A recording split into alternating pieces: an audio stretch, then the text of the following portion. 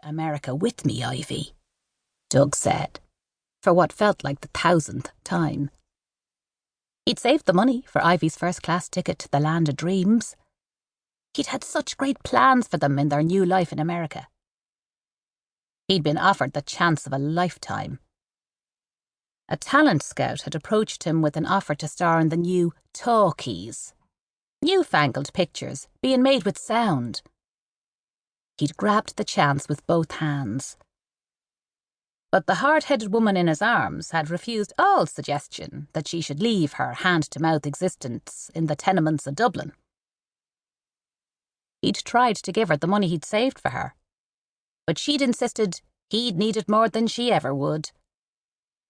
He'd reluctantly agreed. "I've given you me opinion," Ivy stated firmly. Who knew what Shay was going to find in this place he talked about? Hollywood, if you didn't mind, and talk and pictures. What would they think of next? It would never catch on, and Shay was going to need his wits about him to keep from starving. She had her own life to lead, and had no wish to find herself in a strange country without a penny to her name and no way of making one. She'd stick to what she knew, thank you very much.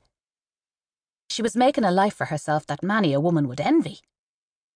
She'd a roof over her head, food on the table, and fire in the hearth. She was wealthy in comparison to her tenement neighbours. "Smile, Ivy," Ann Marie Gannon shouted. She was completely unaware of the crowds around her. The expensive camera in her hands held all of her attention. She was determined to record this moment for Ivy. "Ann Marie, I swear to God you sleep with that bloody camera." Ivy turned in her brother's arms and smiled at her friend. Ann Marie had bought the camera as a Christmas present to herself. It seemed to Ivy the woman was determined to record every moment of daily life. It was a good job she was learning to develop the film herself, or she'd be in the poorhouse.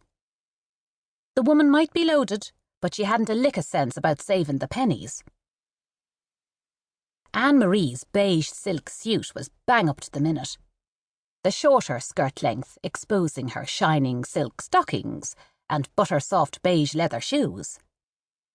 The hat she wore was a song to the milliner's art and framed her pretty face. She'd covered the expensive garment with the long black woolen coat that Ivy's tailor friend and neighbour, Mr. Solomon, had made for her. The coat was covered in special pockets Ann Marie had designed for her equipment. "It's a shame Mr. Smith has gone ahead," Ann Marie said, referring to Doug's friend, John Joe Smith. The man had gone aboard the ship with the luggage. He was determined to earn his keep as Doug's dresser. "I'd have liked a few more photographs of him." She was frustrated at the time it took her to set up the shots, but she'd get quicker. She was determined to capture the world around her on film. "It's almost time, Ivy," Doug said, as a loud bleat from a foghorn cut through the sound of the milling crowd. "Write to me." Ivy hugged her brother to her, her heart breaking. "It will be weeks before I arrive in California." Doug was glad the studio was paying for his first-class ticket to America. He would have to earn his passage by allowing the studio publicity crew to follow him on the voyage. The film crew and John Joe would be travelling third class, but he would be travelling in style. He expected to be asked to sing and dance for his supper. He didn't care. For the chance he'd been offered, he'd stand on his head and whistle if they asked him.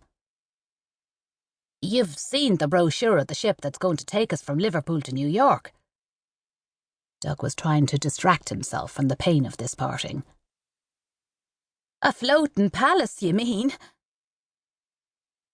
Ivy had been astonished at the sheer glamour of the ship that would carry Shay and John Joe to the new world. The brochure was almost bald now. It had been passed from hand to hand in the lane and was the talk of the place still. "You better get going then, Shay." Ivy could hardly speak past the lump in her throat. "I want to hear from you regularly. You remember that." She hugged him tightly, her body shaking in his arms. "I'll write, I